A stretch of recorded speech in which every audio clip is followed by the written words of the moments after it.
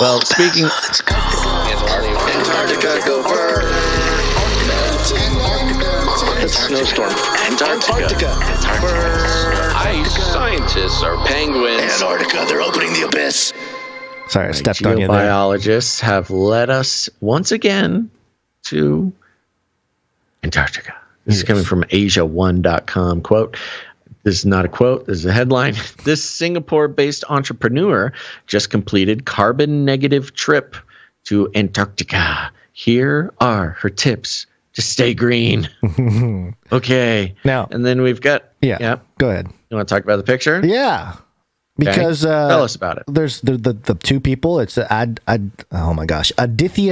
Rameshkrishnan and Manasa Gopal. They're standing there in Antarctica, and they're holding a flag that says Antarctica 2022. It's a white flag with a blue diamond logo, and the diamond logo is the Ethereum logo. I mean, just straight up, it's the Ethereum blockchain logo. I don't know why, and I looked into it a little bit. I don't know why either. Apparently, sounds like they own some Ethereum and are trying to make back some of the money they spent on this trip. Maybe. A year ago, there was a Reddit post. There was a proposed flag for Antarctica, and it was sort of more of a stylized version of the Ethereum logo, but you can kind of get away with it's not exactly the Ethereum logo. But I guess that's kind of when everything started. But now, I mean, it's literally the exact same logo of the as above, so below thing going on with the Ethereum diamond thing. So anyway, I just thought that was interesting if we're talking about it is very interesting. The infrastructure of the ethereal communications network that we are building. And there's even more interesting things in the article. It goes like this. Describing oneself as being wanderlust is common these days. But when it comes to why they choose to travel, Manasa Gopal might have the most compelling reason of all. Gonz. The Singapore-based entrepreneur is no stranger to unconventional travel experiences, from hitchhiking across Iran to living in the Sumatran jungle. This time around, the 25-year-old youth climate advocate completed. So they're an entrepreneur and a 25-year-old youth climate advocate completed a carbon-negative journey from Singapore to Antarctica to study the effects of climate change. To study the effects. Yes, you read that right.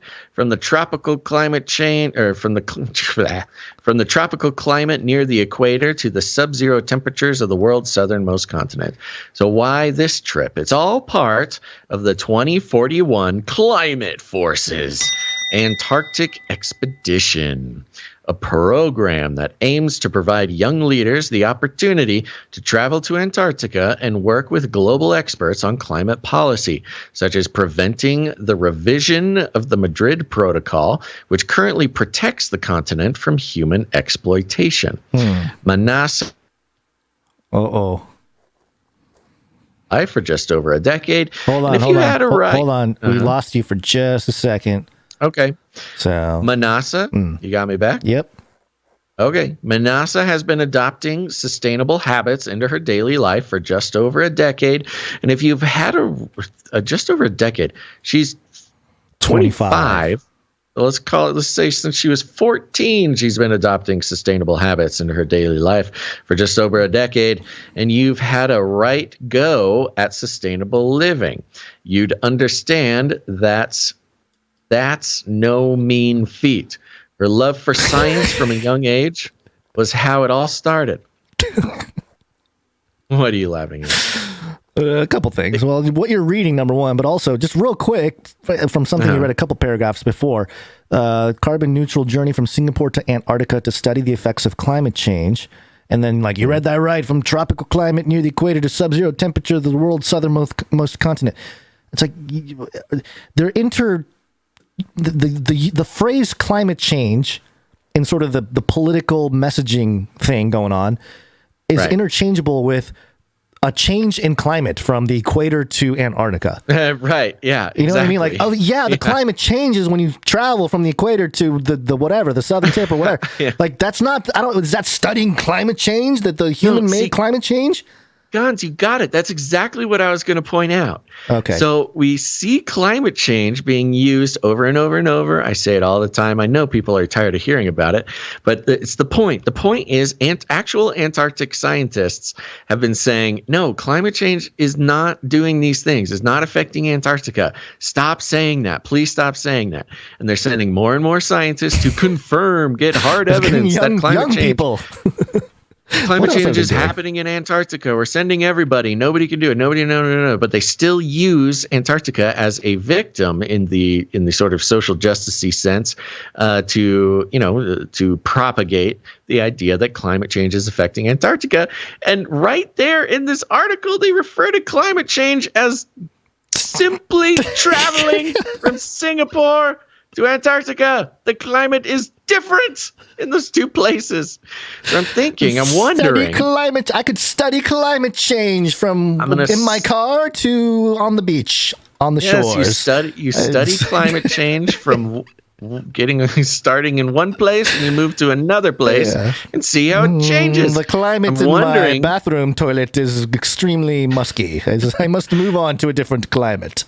I am wondering if that is the sort of subtle rhetorical trickery that they're playing on us about Antarctica, because it makes no sense that they keep talking about it, and the scientists are like, stop it! Stop saying that. Anyways, the rest of this article, there's also another part of it, which is they go through her entire life. It's an incredibly boring story, actually, about how she was really young and she's so excited about saving the planet, and she's been changing her life. And here's some tips. She's giving you tips on how to save the planet to climate change. And of course, she's one of these, similar to Klaus Schwab's, young global leaders. We've got this climate force who is putting together this basically young global leaders of climate change. I'm wondering if there's got to be a pipeline for the pipeline of the young global leaders. I'm sure she's in it, because it says here this is part of it. Yeah, I mean they mentioned the Singapore Green Plan 2030. Okay, that's not UN or anything. So it just keeps going. Yeah, that's what I'm saying. It's a part of the same sort of collection of organizations, at least ideologically. And they are sort of using this person as an example of, hey, look, she went to Antarctica. She's getting a lot of these opportunities. And she experienced climate change. And she's here to tell you how to individually take responsibility for climate change. Now, I find this fascinating because even within the climate change movement, there's this virtue signaling climate change movement, which is, oh, yes, I never use single-use plastics. I drive a Prius. I do these things. The restaurants with the paper straws. Ugh. Yes. And it's been shown and proven by some actually pretty, I consider a sort of noble pursuit by some, they would call themselves climate change activists, who have shown that individuals making individual choices to help their carbon footprint is actually basically useless. Yeah. There's no way in the world that you could get enough individuals to make these changes to save the climate. So why try to generate a behavioral change, a lifestyle change? And they've found that the push for personal individual responsibility for climate change is funded by some of the most polluting corporations in the world, because these polluting corporations would love for all of us to individually take responsibility and think that we are polluting the planet, not the corporations. We are doing it. And so I find that this entire article, and perhaps this woman's entire career, to be a sort of puppet example for inspiring young people to change their lives in ways that cost more money, by the way, You spend more, you give more money to corporations trying to lower your own carbon footprint, and you're letting the corporations off the hook as far as exactly. pollution. The public gets to be the scapegoat instead of the corporations that run the whole infrastructure, which is where the actual the problem of pollution and all that territorially is an issue. Like in LA, there is definitely pollution in LA. There is local pollution. There's gross stuff happening in the air. But it's not the people's. A person on the streets in LA changing their habits or lifestyle. There's no place on Earth, Gonz. I understand that. Where I'm saying even within the higher ecosystem of a small city. No, hold on. That's what I'm saying. There's no place on Earth that has a more dense population of people making small choices to stop polluting than LA. It is a religion of LA to do these little virtue signaling things, and LA is still the most polluted place on the planet. Yeah. You see all the factories and everything pumping out all the whatever, and then meanwhile you got people virtue signaling, holding up signs on the street corner. It's crazy the hypocrisy that they've been able to establish in but you just feel the heart good because you signal your virtue and everybody gives you a cookie, and the real polluters get to keep on polluting, and that's why I find it interesting that Antarctica is sort of symbolically being represented as the motherland, as the promised land, rather. If you are untouched, a good eco warrior, if you make all the right choices for 10 years or more, if you take all these tips and fight for the earth, you'll get a free trip to Antarctica and study it and do some very important policy work and things like this. So here's all your tips. Everybody take responsibility for climate change. We use climate change to control your behavior, and your promised land for your good virtue signaling will be you can go to Antarctica. And that's follows the trend that we've been seeing with the great white tourism and the ideological colonization. So it's not just I get to go on a fun trip.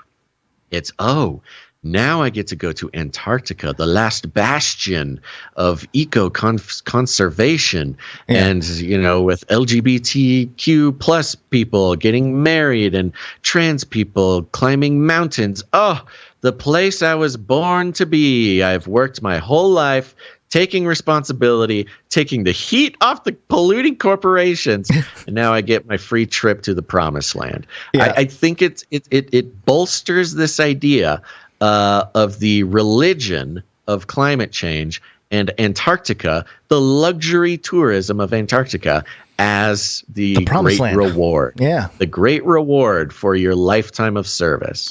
And to your point about the climate change, what was it you said? The climate change activists are the ones that are saying that like small behavioral changes don't do anything. And there's a very small group who are trying to be honest about the data or whatever. There's the data shows there's no way that enough people would make these changes on an individual level to change anything. So, you have to go to the corporations. So given that context, the advice that Manasa gives here is start small and don't be too hard on yourself. You don't need to change your lifestyle all at once tomorrow. You can change one habit a week.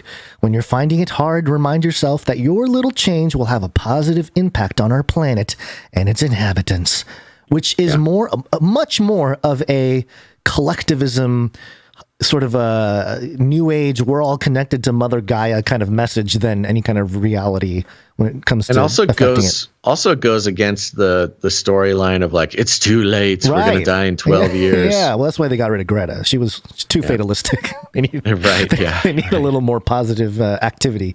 The next section here, which I think is great. Trading NFTs for a good cause. How do I be more green? How do I help out? How do I fight climate change? Trade NFTs, baby. Get into NFTs, baby. And it describes this NFT that she is sort of representing They minted the world's first carbon negative NFT in Antarctica Woo! called Antarctica Against All Odds. Prove it. Again, What which is a blockchain? hilarious virtue signal. Which makes the Ethereum blockchain thing make sense. That's why. Yeah. That's why they did it. Yeah. So anyways, there's not much more to it than that. I think the analysis is there.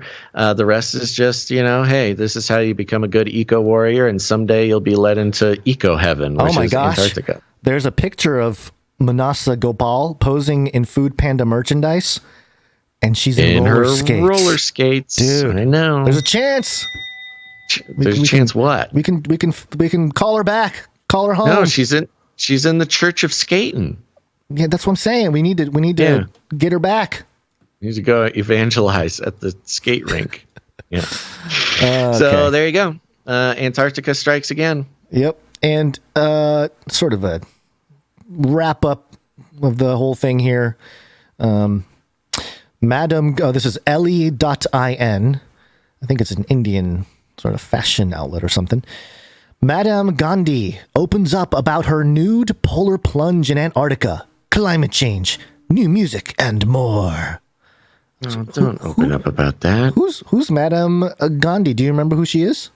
I have no idea. Who is this? There's more to Madame Gandhi's music than foot-tapping beats and catchy rhythms. There's purpose to inspire change. With activism in her art and power in her voice, she doesn't hesitate to be the change she wants to see and push boundaries to spark important conversations.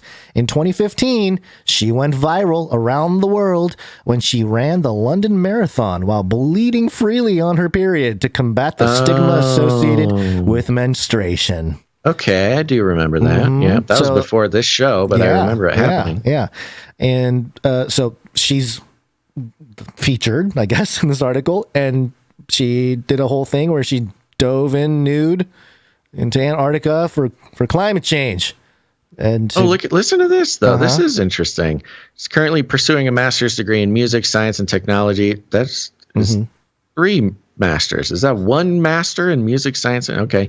At Stanford University's CCRMA, and has spent time in Antarctica sampling the sounds of glaciers melting for her music to create empathy and awareness around climate change. That's right. Rose to viral recognition once again when she polar plunged nude in Antarctica for over 3 minutes for climate solidarity. We sat down with Madame Gandhi to learn her experience.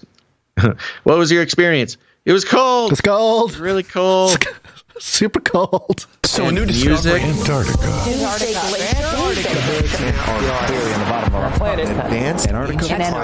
Climate crisis. Penguins.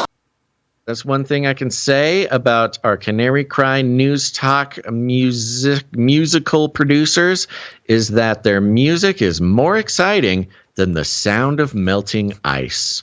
You guys really bring the heat around here. It's so postmodern to be like, yes. What's that? How did you get your sound for your album? Why do I suddenly feel so much empathy for ice? I suddenly want to watch Frozen over and over again. I relate to Elsa. I must the witch go of to the Antarctica ice world and save those poor glaciers. This music just has the sound of sobbing, melting ice.